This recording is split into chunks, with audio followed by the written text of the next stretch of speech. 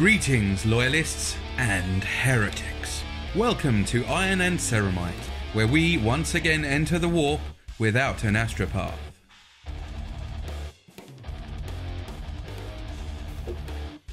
Hello everyone and welcome to the Iron and Ceramite podcast. My name is John and today I'm joined by Glenn. How are you doing, mate? I'm good. Thank you very much. Cool.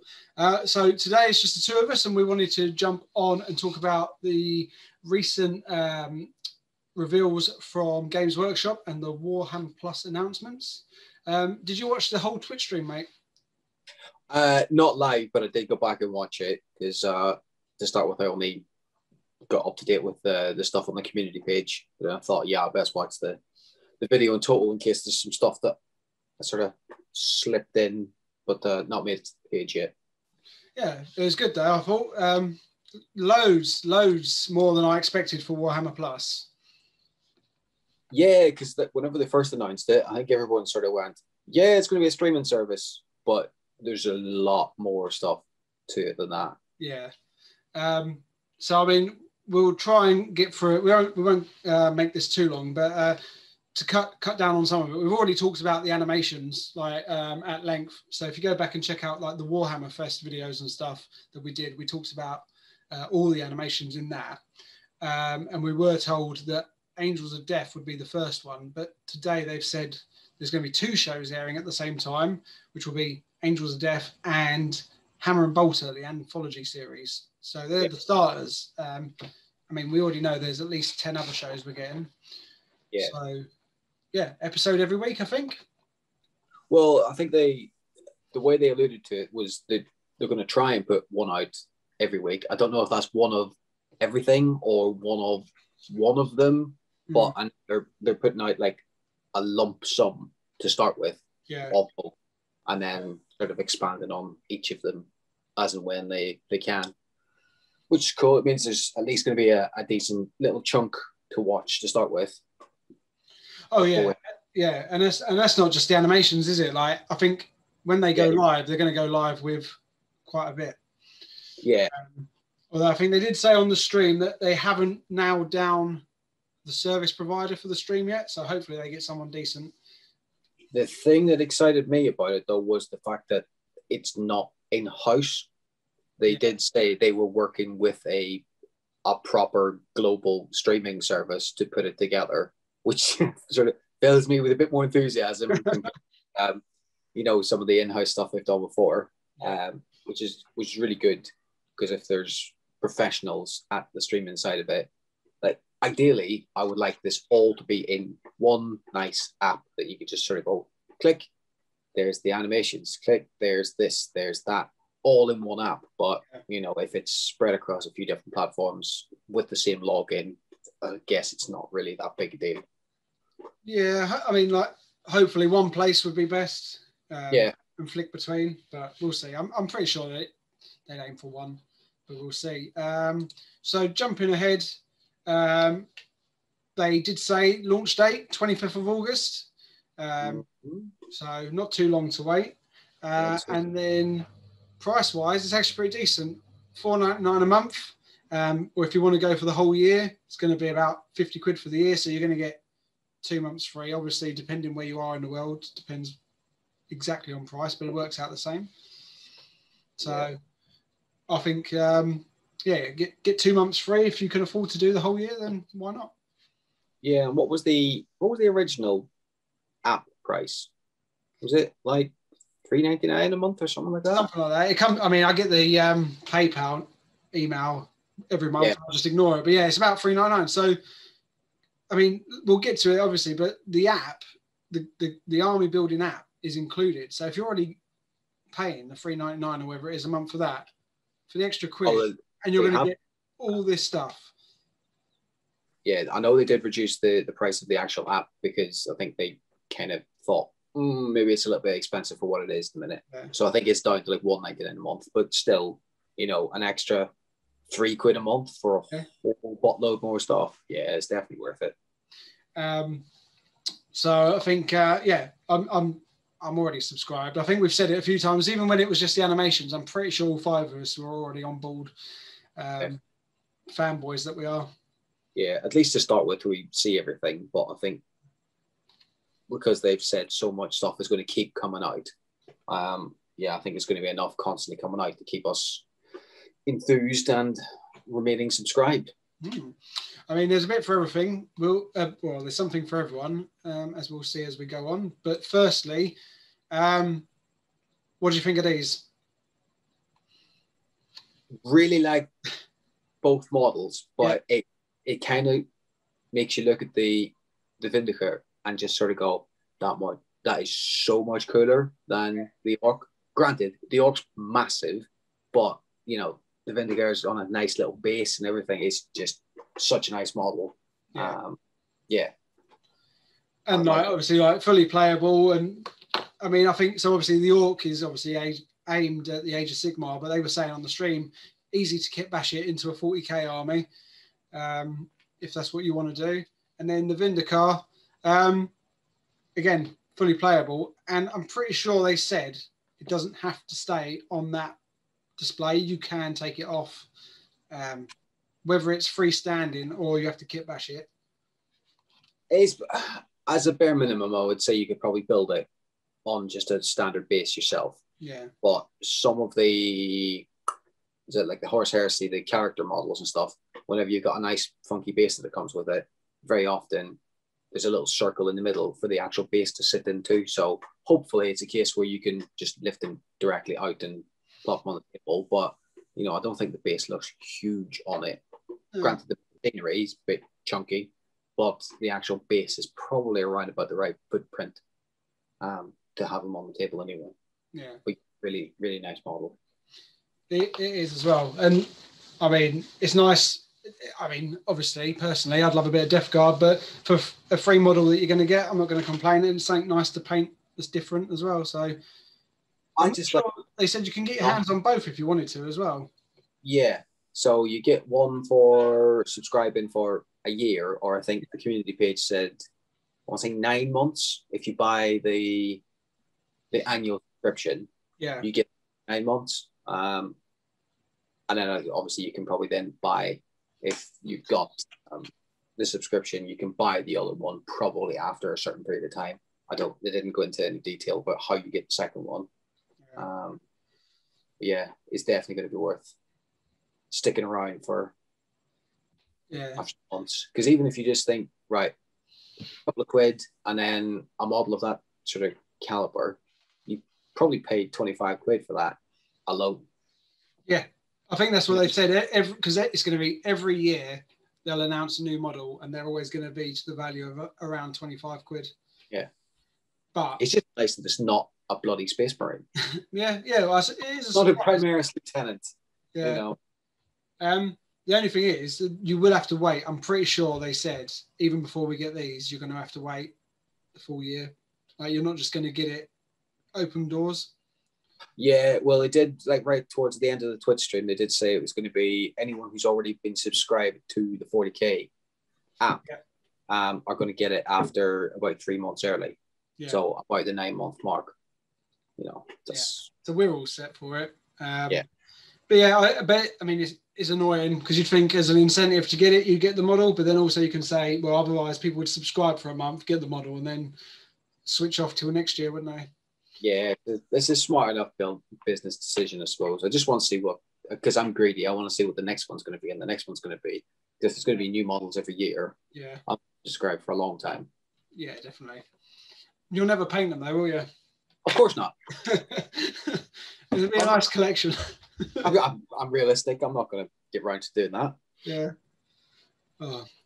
Cool. Right. It's a little bit less bad putting something free onto my pile of shame than something that I bought onto my pile of shame. So yeah, not bad. I suppose if you can look at it like that. Yeah. Right. So let's get into the shows, and the first one they covered was the Citadel Color Masterclass. What do you think about that? Painting's not my thing, so not as excited about that as some of the other things. Yeah. That Louise Zugden, whatever her name was, she seemed very enthusiastic. So I think it'd be good fun to watch. I think she'd be good presenter with it.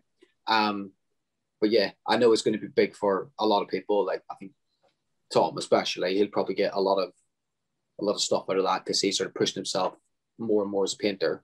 Yeah.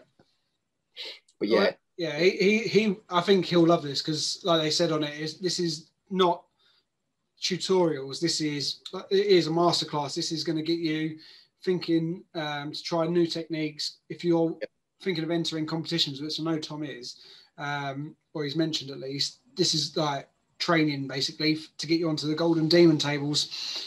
So, and then they'll be doing all different things. So she said, like, just either specific techniques or models from start to finish, and these are going to go above parade standard as well. So, I mean, if you're already well into it and you just want to up your game, then maybe the professionals are the place to get that from. Yeah, I think it's definitely going to be something that's going to push a lot of painters to that next level. Yeah, it's just not one of the things I'm most excited about. No, I find it quite hard to watch tutorials because I just find even like if they're the ones that I found that are really good, I find by the time I sit down, I'm just very lazy, set in my ways. But maybe I'll still watch them. And they did say that it's not going to replace, like, if you like all the current streams they already do and all the hobby hangouts, that's all still going to be going on. So it's just, this is extra, not instead. And then moving on to Battle Report. I think this is going to be quite interesting. This is more up my street. I think the next one after the Battle Report will probably be really where I'm getting excited about. But yeah, Battle Report, that was my favorite thing from like collecting the White Dwarfs from years and years ago, was looking at the Battle Reports. But now to see it properly, real time, with, you know, sort of the rules being used properly, and you know, the beautifully painted studio armies and the beautiful tables, I guess going to be something that's really, really interesting to look at. Plus, it's going to be max play and sort of the narrative side of stuff as well. So you're going back over sort of historical battles from, you know, 40k and Age of Sigmar. Not just going to be, oh, here's this army of Death Guard, or here's this army of Crimson Fists. Yes, there would be that side, but there's also going to be, right, we're going to do the Battle of the Fang, where we're going to have loads of dreadnoughts against loads of demons and stuff like that. So it's going to be interesting to see some of the narrative stuff that they put in, because those aren't typically the games that a lot of people will play. No, and that's the other thing, is that they're going to have so much at their disposal. Like, it's going to be so easy as well. So they can literally do whatever they want. They've got it all in store wherever they're doing it. Easy access. Between studio armies and people's personal armies as well. I know it was like the old White Dwarfs. Sometimes it would be the stuff from the studio. Sometimes it would be, you know, the actual armies that are owned by whoever's using them. Yeah. You know, so it's going to be nice to see. Plus, it's nice to see just really well painted armies put together on the table. Yeah. And what I like as well, it's like they said or the guy said, this is going to be, when they don't do like set pieces or whatever, they're going to pick two armies, say Death Guard versus Astra Militarum, and go for their best units. So it'll be the best of the Death Guard versus the best of the Militarum, and really like go for it. And it won't just be right. Sometimes you just have what you own. Like for us, play what you own. But these guys are going to go for the best of the best. You're going to see what these armies can really do. Real kind of tournament style, tournament level armies that are as good as they can get, and have a good tear up, and just see what comes out on top. And they take requests as well, apparently. So if you want, same with I think the masterclass one and the one that's coming up next as well. Yeah. They take requests and they'll sort of do some more videos on it. Granted, it's probably going to take them a little while to get around to doing some of the requests. Yeah, they must have been working on it though, because this was supposed to launch in July, the app, but obviously the world put a stop to that. So the day, so they must have some stuff backlogged, ready to go. Potentially, but then again, you know, Corona being Corona, yeah, they probably had to push it back because they couldn't get enough people in to do filming and stuff like that. So it is potential Right. they just didn't get a chance to do as much of a backlog. There's probably some stuff done already to, Oh yeah. you know, at least a few months worth of stuff. But if they're going to churn stuff out every week, yeah, they must have at least a little bit of a back catalogue already built up. I wonder if they'll do any like Lord of the Rings battle reports, because I know it just says 40k and Sigma. I wonder if they'll ever get any of that in there. I don't know. It'd be nice to see them sort of delve into some of the specialist games, especially when it's games that they currently support. So, you know, a good Necromunda game or a game of Blood Bowl or something like that. You know, the two armies or gangs or teams straight out of the box, going to stick them down. Yeah. This is what we're going with, and just sort of see what they get out of it. But yeah, I think probably for the initial, it's going to be the two mainstream games. Yeah. I just send them a message every day. Do Helm's Deep. Do Helm's Deep. And they'll say, just go and watch the film. And I say, no, I want to see it smaller. Well, we got to get up to Warhammer World because they've got a Helm's Deep, I think. Or is it Minas Tirith they've got? I think they used to have Helm's Deep. Oh, really? Yeah. We get out there and look.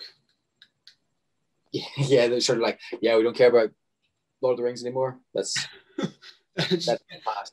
Maybe well, if we time it right, they might be throwing it out as we get there, and we'll pick it up. Take it back to the car, right? Yeah. Right. So one for you then, Lore Masters. That is the one that I like the most. Story time. Yeah, pretty much.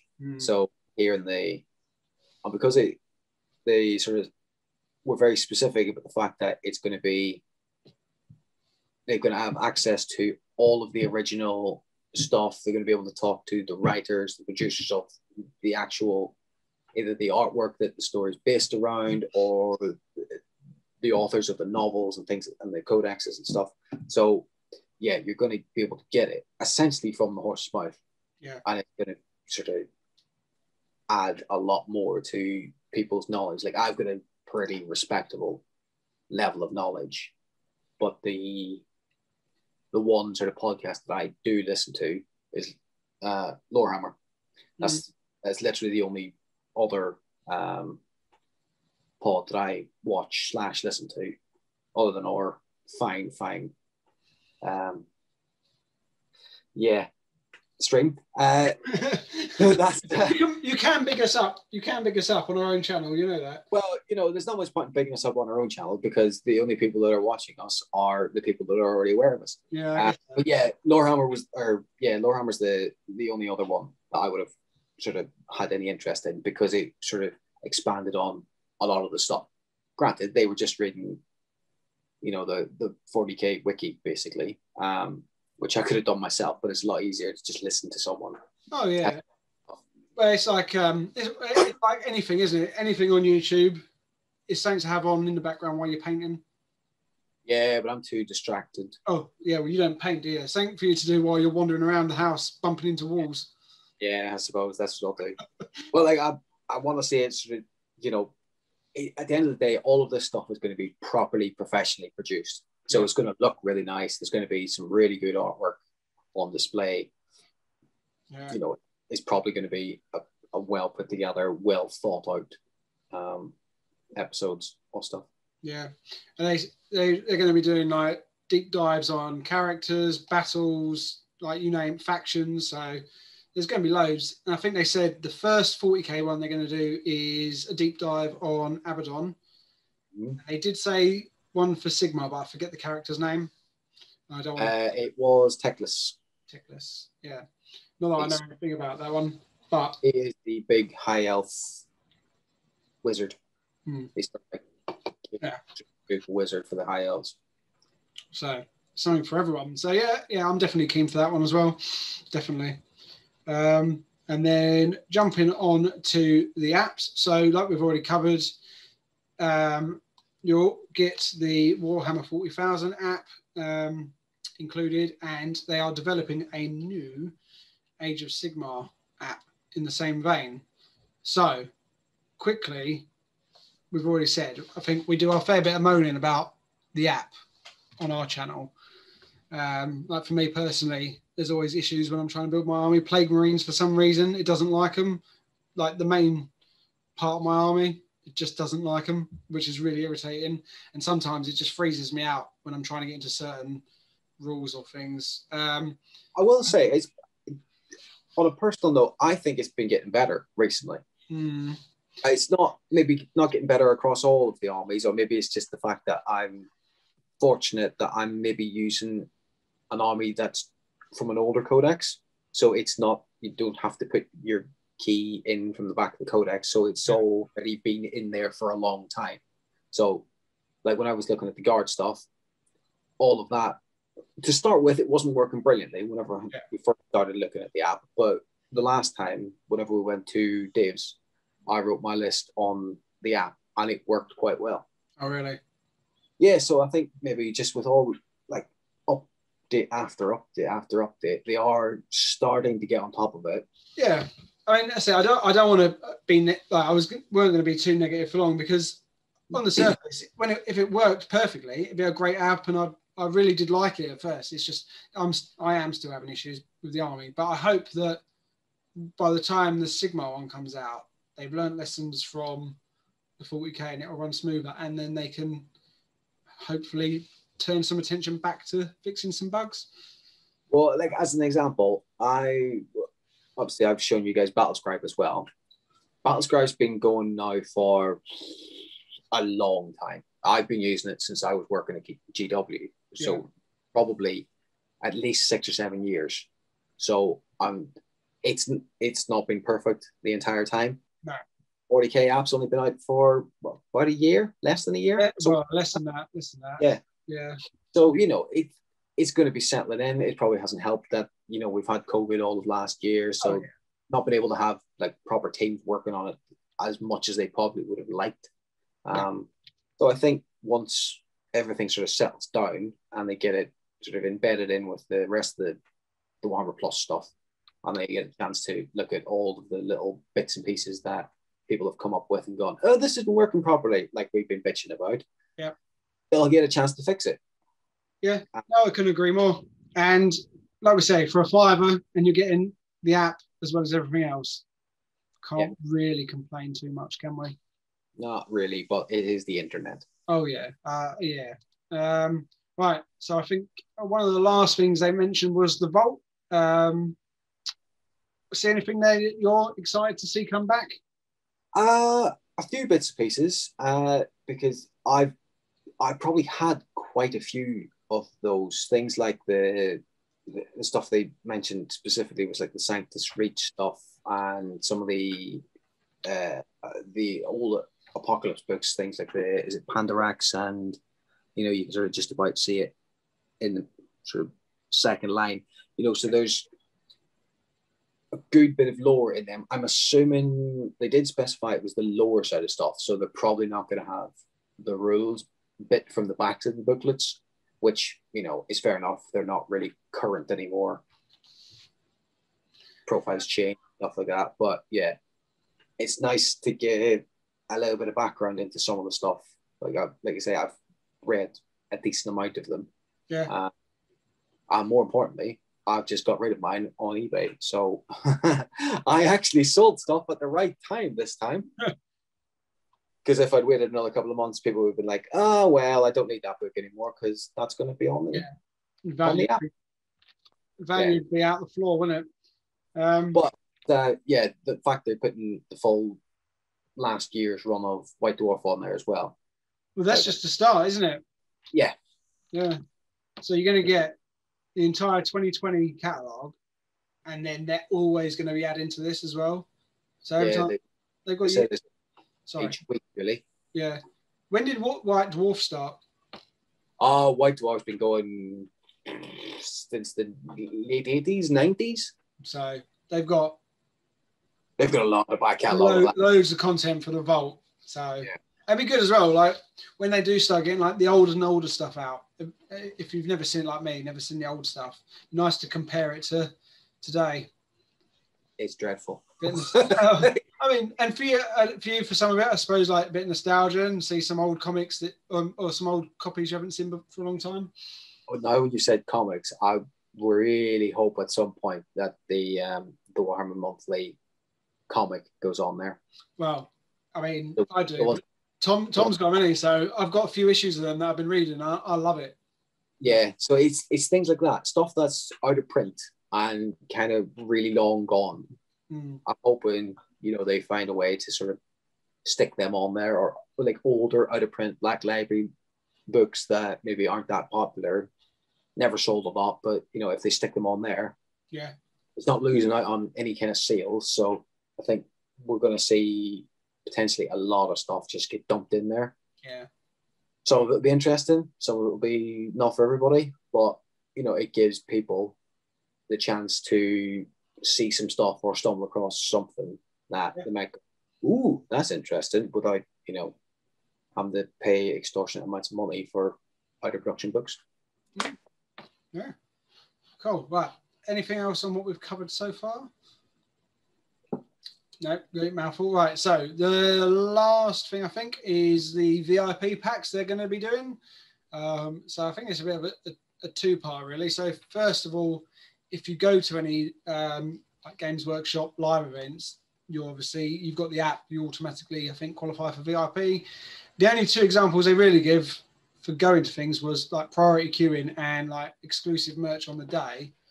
But even if that's all you're going to get, as soon as it's part of the package, you can't knock that, can you? Go and get a free t-shirt or a hat or a mini or something. I would imagine, though, the exclusive merchandise is going to be you get the exclusive right to purchase said merchandise. Oh, maybe. It's probably not going to be, oh, you've rocked up and you've got the app. Yeah, have something free. It's going to be, you can buy this t-shirt for 25 quid. It's like, you'll get one of those like canvas bags with Games Workshop 2021 on it or 2022 on it.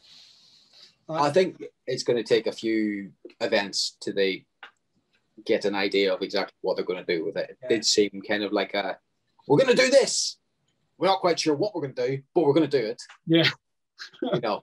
Fair play to them. They're just sort of chucking as much out there as they possibly can. Yeah. To try and make it worthwhile. I really think it is. Yeah, I do.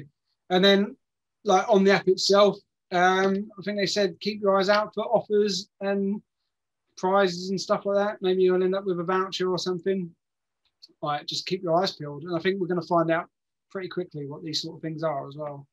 They were quite excitable in the chat. I wonder, are we going to see a very, very elusive thing with Games Workshop, and will subscribers at some point maybe get a discount? Ooh. Maybe not big, maybe on like a certain amount of value, because they did say about getting maybe slightly cheaper vouchers. Yeah. So you like, I don't know, like a 50 quid voucher for 45 quid, for example. That's not what they've said. But, if there's the potential to, like, that would be a huge reward. It's not going to cost Games Workshop very much because they're going to make a huge amount of profit on the stuff anyway. And I know from experience, if you have discount, you will spend more money. Mm. Yeah. If subscribers got like even a token 5% off, oh, that would be amazing. Fingers crossed, mate. Time will tell. We shall see. Yeah. So, in summary, I mean, you can see it all there, what we've talked about. I generally don't think you can complain. Like, if you're going to subscribe to it, like for 5 quid, that's a lot. I've seen a lot of internet people complaining. Like, for example, so I did the poll on our Instagram to see like the general reaction, and generally it was overly positive. A couple of people middling, so I expect they're probably like, I'll wait till it's out. But there were 1 or 2 people that were right at the bottom and not keen at all.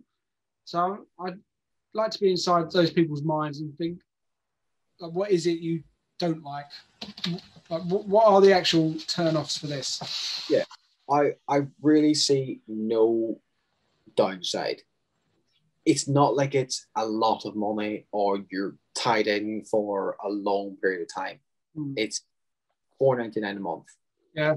Stop going to Costa once a month, and you can probably afford that based on, you know, a ridiculous coffee out of there.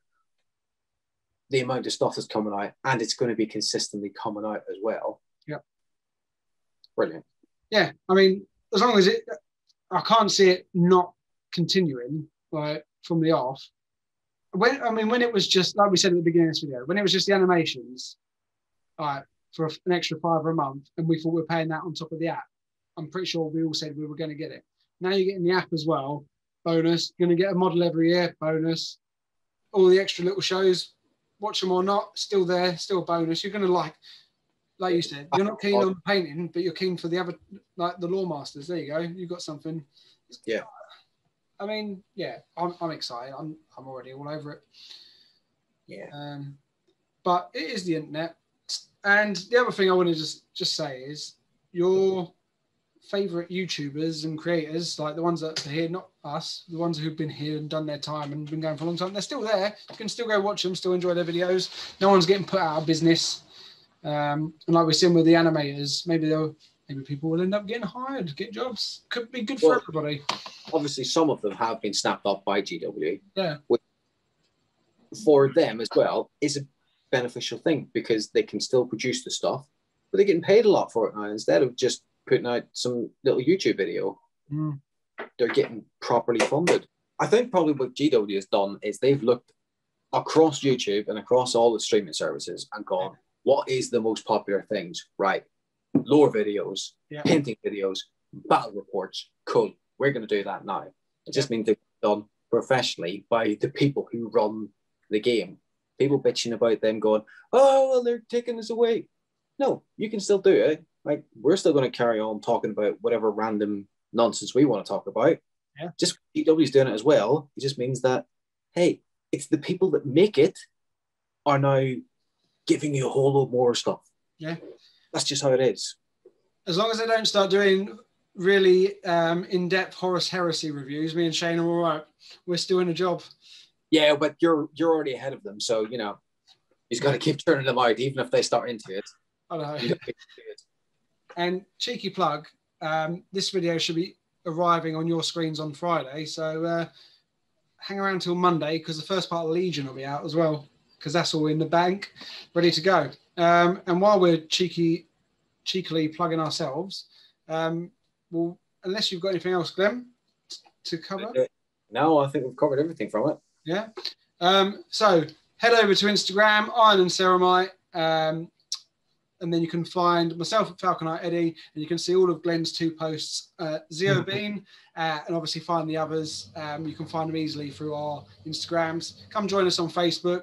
A little community we've got going on there is growing, where we're just talking about obviously what we're doing in a bit more depth, sharing our models and whatever else we like. We are on Twitter as well, obviously YouTube. Please like, share, subscribe.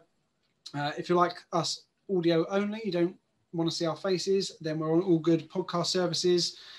Twitch, that's up and running. Did my first live stream a little while ago and played some Space Marine. That video's on there. That was a good game. Patreon, we're on Patreon.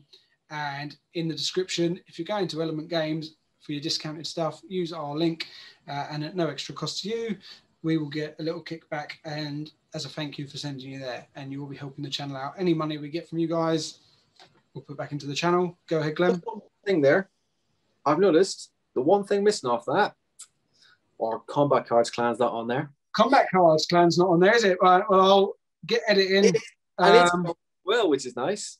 Yeah, we've had a few people join over the last few days, haven't we? More importantly, a few active people as well, which is nice because I'm seeing them with scores now, which is nice. Well, to be fair, I think the 4 inactive characters we have are mine and Shane's kids that have joined and just not played. I think we did have another couple that were sort of not doing much either, but yeah. But Combat Cards, yeah. Come join us, Iron and Ceramite everywhere. We might just be Iron Ceramite on that. I'm not too sure. I think it's Iron and Ceramite, possibly with the and symbol. I can't remember, or maybe Iron _Ceramite. It's one of the two. I'm sure we'll get it right for when we put it on the next podcast. For the next podcast, it will be on there. I promise. Cool. So I think that's it, mate. Yeah. Cool. Thanks for joining us, and we'll see you on the next one. Bye. Bye.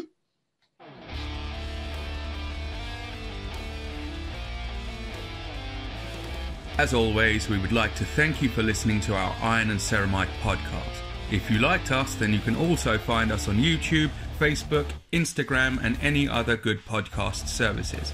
Just remember, in the grim darkness of the far future, there is only war.